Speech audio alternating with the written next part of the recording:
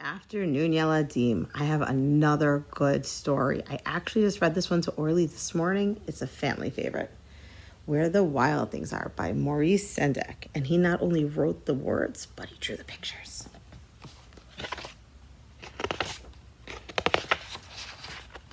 The night Max wore his wolf suit, he made mischief of one kind and another.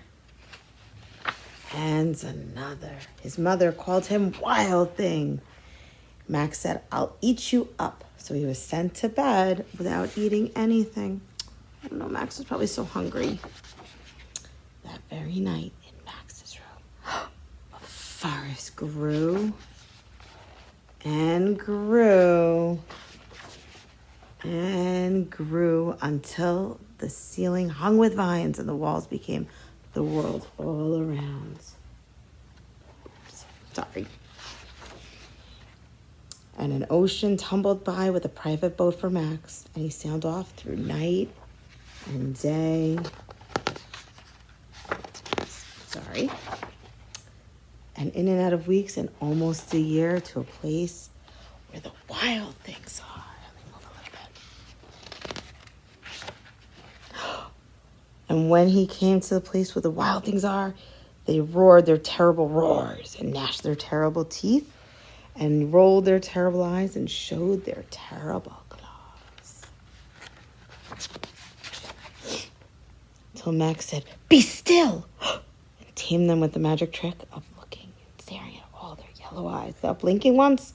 And they were frightened, and they called him the king of where all the wild things, and made him the king of all the wild things. And now, cried Max, let the wild rumpus start. A rumpus is kind of like a party.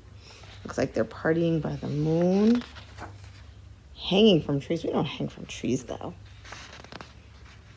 Oh, and they have him on their back. Now stop, Max said, and he sent the wild things off to bed without any supper. And Max, king of all the wild things, was lonely, and he wanted to be where someone loved him best of all. Then from all around, far away, across the world, he smelled good things to eat, and so he gave up being king of where the wild things are. But the wild things cried, "Oh no, don't go. We'll eat you up. We love you so." And Max said no. The wild things roared their terrible roars and gnashed their terrible teeth and rolled their terrible eyes and showed their terrible claws. But Max stepped into his private boat and waved goodbye.